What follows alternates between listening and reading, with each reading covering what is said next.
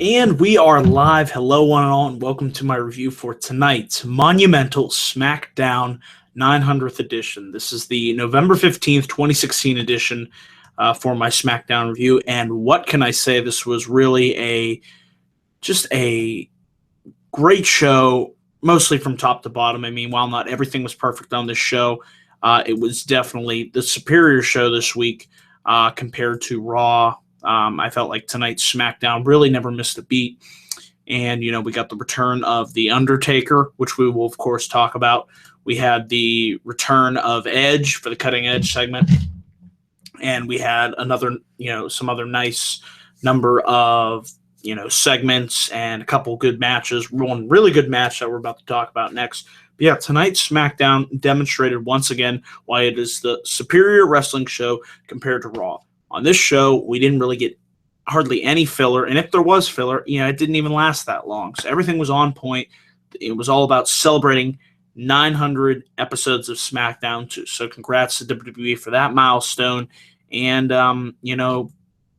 just continues to show why, to me, SmackDown at this moment is better than Raw. I mean, on Raw, it was just, two really good segments out of an entire 3 hours. On this show, we got some good matches.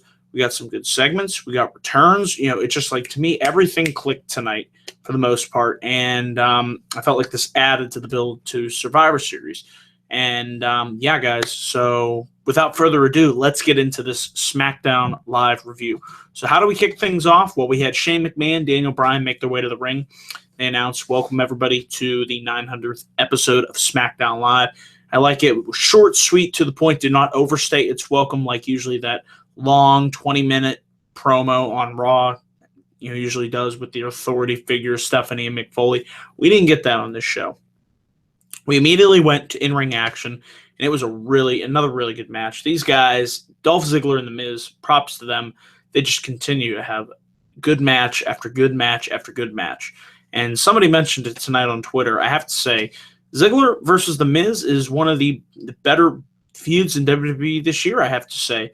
They've been killing it since they've been drafted to SmackDown. I love, the feud that they've had, and tonight this just added another layer to it. It certainly took a turn that I didn't see coming.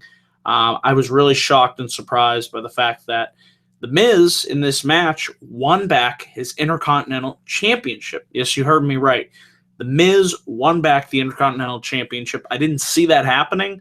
I thought for sure we were going to be on a collision course for, Survivor Series featuring Dolph Ziggler and Sami Zayn, but that wasn't the case. So instead, we are going to be getting The Miz versus Sami Zayn. But there's a lot of good action in this match. Like I said, Ziggler and Miz, just great chemistry. A couple near-fall attempts when Miz had Ziggler locked into the figure four leg lock. That was a nice, trying to see Ziggler if he can make it, grab to the ropes. But the finish itself came after, it looked like Miz. Well, eventually the Spirit Squad came down to the ring. Ziggler was able to fend them off from interference. And like I said, Ziggler was able to reach the bottom rope when he was locked into the figure four leg lock. Ziggler tried to get a small package, but Maurice was able to help reverse that small package into the Miz's favor for the victory. So once again, Miz using the outside tactics with his wife Maurice in tow to regain the Intercontinental Championship for, I believe, a record-breaking 6th time. The Miz is now a 6th-time Intercontinental Champion. Now he will go into Survivor Series to face Sami Zayn. So, it makes one wonder, will Sami be able to beat The Miz for the IC title? And will that title come back to Raw? We'll have to see. But really, really great way, to kick off SmackDown 900. Just great bell-to-bell action. Like I said, near falls, crowd was into it, I was into it. So just already the show was off to a better start than Raw was the previous night. So how do we follow that up after that? Well, we had, it was Alexa Bliss and Daniel Bryan. They were backstage. Alexa was talking about how, her foot was on the rope when Becky Lynch pinned her last week in their title match. So I think this is going to be setting up another championship match between Alexa Bliss and Becky Lynch, which I'm all for. I enjoyed their first match. I'd like to see them go again. Probably going to see that match take place at TLC with a possible stipulation added to it we'll have to see where they go with that. But I like the fact that they brought that up, and they're obviously going to be continuing this feud heading into the Tables, Ladders, and Chairs pay-per-view. So, guys, yeah, like I said, Natalya comes in and Alexa Bliss storms off. So, yeah, like I said, the thing that I got out of this segment was the fact that we're going to see most likely another match between Becky and Alexa Bliss. We then had our second match of the evening. It was Kalisto versus Oney Lorcan. I actually was really surprised to see Oney Lorcan make his debut on SmackDown tonight. So in this match with Kalisto, there was a botch halfway through it. I don't know what Kalisto was trying to do, but as he was coming back off the ropes, it looks like he fell. And then Lorcan had to go for a cover on Kalisto, so that kind of, try to cover up the botch there. But Kalisto was able to get things back in motion towards the end of the match. He planted Lorcan with the Selena del Sol for the victory. So Kalisto building momentum for his upcoming match, which I'm really looking forward to, versus the Brian Kendrick. As you all know, the stipulation is if Kalisto can win the Cruiserweight title along with the entire Cruiserweight division, it's moved to SmackDown Live. So I could see a situation where the Cruiserweights get moved to SmackDown and we see Sami Zayn bring the IC title to Raw. I'm not sure how that would work out. I think it would work out in the Cruiserweights' favor, but I'd really like to see the IC title remain on SmackDown. I love the way they've been booking the IC title, really just, with the Miz and Ziggler program. So we'll have to see what happens, but yeah, I'll save that for my Survivor Series preview and predictions video sometime on Thursday or Friday, guys. But yeah. So the match between Kalisto and Lorcan, it was fast, quick, you blink of an eye, but it did help build up some momentum for Kalisto. Despite the botch in the match, I'm still looking forward to Kalisto versus the Brian Kendrick. We had a fun little backstage segment. It featured all of the SmackDown Live tag teams that are going to be competing at Survivor Series. And wouldn't you know it, who would show up but King Booker. Now can you dig that, sucker? It was great, guys, to see Booker T back, especially as King Booker. I can't remember the last time that we've seen him don the crown and the cape, but as he was talking to, trying to rally up the guys for Survivor Series, the SmackDown Live tag teams, eventually Breeze Dongo would enter the ring, and King Booker said, "You have to dress like a champ, not some reject from Pirates of the Caribbean." And the shirt that they gave him, King Booker blew his nose in it and threw it right back at Breeze Dongo. So a fun little backstage segment. It was good to see King Booker on the 900th edition of SmackDown Live. So our third match on this show was Nikki Bella versus Carmella. It was a solid to decent match, for what was going on in the ring. But the interesting part of this was when we saw Charlotte make her way down the aisle. There was some type of commotion going on in the crowd, and I was wondering, are they going to have the Raw women show up on the show and interfere and lead to a pull-apart brawl? That's exactly what we got. So as the match itself is going on, I like the way that this was set up. Charlotte sits down at a chair at ringside, and she's watching the action between Nikki and Carmella. So as Nikki gets closer to Charlotte, I believe she launches Carmella into the barricade. Charlotte makes some type of off-the-mark, arrogant comment, and that eventually leads to Nikki Bella attacking Charlotte, and then Charlotte gets pulled over the barricade, and we begin to have a brawl between them. Eventually, the rest of the Raw women's team, Bayley, Sasha Banks, Nia Jax, and Alicia Fox, along with Dana Brooke, she was also there as well, they begin to beat down on Nikki Bella, and eventually the SmackDown Live women that'll be representing SmackDown at Survivor Series, Becky Lynch, Natalya, Naomi, they all storm to the ring, Alexa Bliss as well, and we have a really nice pull-apart brawl. The one interesting thing that I noted on my Twitter was the fact that, the way that the Raw women were attacking Nikki Bella, it kind of portrayed Bayley as a heel.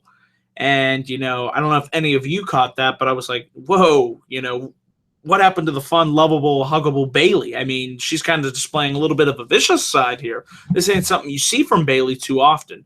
So despite that, I really like what they did with the women here. It definitely got me excited. Really looking forward to the upcoming 5-on-5 Women's Survivor Series elimination match. I don't remember if there's ever been a Women's Survivor Series elimination match that I've look more forward to. I mean, the talent, the quality is there. I know these girls are going to go out there and bust their asses. They should get enough time, seeing as how it's a 4-hour show. But yeah, I'm really looking forward to it, and should be good stuff. And I look forward to seeing who walks out the winner of the match. So after that, we had what was definitely probably the lowest point of the show, and while it wasn't bad, it was just okay. It was what it was. It was the American Alpha, the Usos, Breeze Donga, and the Hype Bros taking on the Spirit Squad, the Headbangers, the Vaudevillains, and the Ascension. The only thing you need to know about this is the good guys won, and they pick up momentum heading into the Survivor Series 5-on-5 tag team match. And the American Alpha, it was nice to see them pick up the victory after they hit the grand amplitude on Trasher of the Headbangers. So that's really all I have to say about that. Like I said, definitely the lowest point of the show. Was it bad? No, but it was just decent to... It was okay. But that goes to show you how good tonight's edition of SmackDown was, in my opinion. When that was your lowest point of the show compared to what we got on Raw, like I said, it was just... Tonight's show flowed, in my opinion, really well. Despite the obnoxious amount of commercial breaks, I really wish WWE could do something with that. If they could talk to USA, maybe we could better split up these breaks, because I really hate when you're watching a match and it's going pretty well, and then it takes you out of it when you go to commercial break. And we see that. I mean, there's some matches where you have 2 commercial breaks. I mean, 1 can be bad enough, but the fact that we get 2 sometimes. So just a minor rant there, but I really wanted to remain as positive as possible in this review, guys, because compared to Raw, I've just completely enjoyed SmackDown tonight. It was really good stuff. And speaking of really good stuff, nice segue there. Let's talk about the cutting edge. Edge returned. Great to see him. He's rocking a nice beard, and his longer hair actually has come back, so he let his hair grow out. But it was great to see Edge come home to the show that he really had so much success on.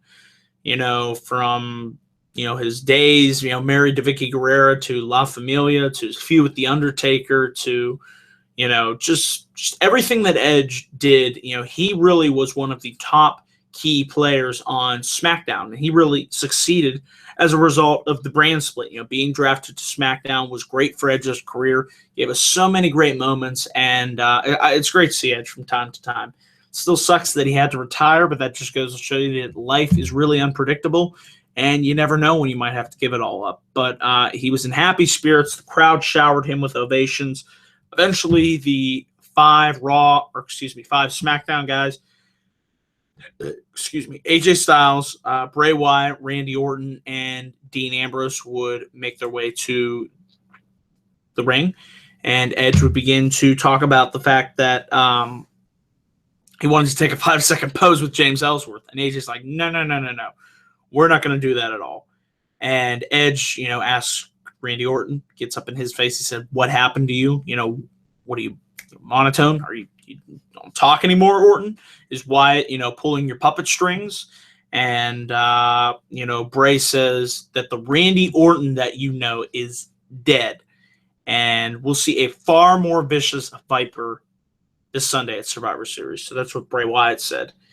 And then Edge goes right up to Shane. He says Shane, you have your work cut out for you this Sunday.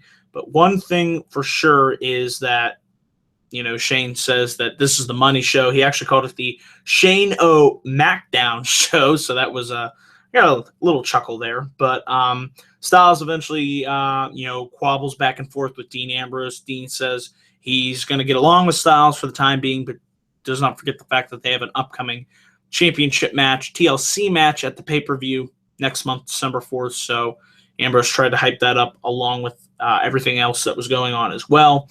And eventually, when that gong hit, guys, I still get goosebumps. And you can see behind me, back there, my Undertaker poster. Huge fan. Undertaker in my top 5, one of the all-time greats. And when he shows up, it's great. It's great to see him still going strong 26 years later. Debuted at Survivor Series 1990, and one of the all-time greats. What more can you say? And synonymous with SmackDown, so it was great to see him make his return on the 900th edition of SmackDown Live, guys, and Taker made his entrance. Taker got into the ring, And it was really interesting to hear what Taker had to say. And this is what he said, basically. He says, there can be no better man to be commissioner of SmackDown than the man who has no fear. And Taker said he's here for 2 reasons. And these are the 2 reasons that he said. Undertaker said he is back taking souls and digging holes. He said Survivor Series is where The Undertaker was born, and SmackDown has always been his home. And Undertaker said this brings him to his second reason of why he's out here. He says, at this year's Survivor Series, there is no reason to fear failure. But if you fail, you will have reason to fear the dead man. Team Raw better rest in peace. So based on that, based on the fact that Taker said, WrestleMania will no longer define him, and, he's here to stay. What are we going to be seeing more of Undertaker going forward? Full-time, part-time, limited basis. I'm not sure what that means, but I'm really curious to see what happens, guys. Like I said, I was surprised to hear Taker say that, but, to me, that gets the ideas floating. Royal Rumble, Alamodome, 60+ thousand fans. I floated it on Twitter. Undertaker versus the face that runs the place. The new man. The man that beat John Cena at well, actually, not WrestleMania, but we're going to get to WrestleMania. But SummerSlam, AJ Styles versus The Undertaker. If they can't get Shawn Michaels to come back, which I don't think we're going to see, I want to see AJ Styles versus The Undertaker. And I took this hint of what Taker said here, saying that he's back and WrestleMania does not define me, as the fact that we could possibly see that as the main event of the Royal Rumble.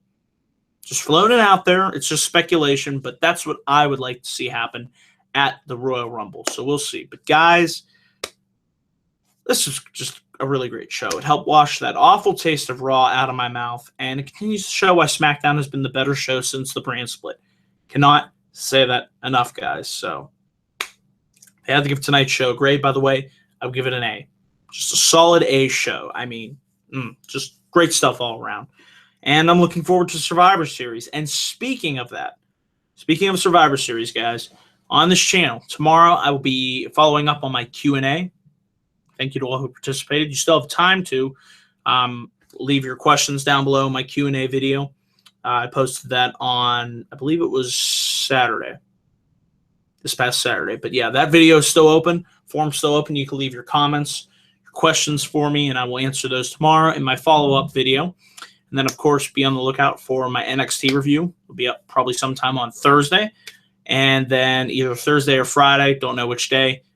Got my predictions and previews for both NXT TakeOver Toronto and the Big Show Survivor Series. And then be back up here right after NXT TakeOver Toronto to break it all down for you guys for my live review. And then my big review for Survivor Series 2016 should be a good show. So that's it, guys, for my SmackDown 900th episode extravaganza. It was a great show. I'm glad I watched it. Let me know down in the comment section below what you guys thought of SmackDown. Always enjoy getting your feedback. And, thank you to everyone who tuned in to watch this review live.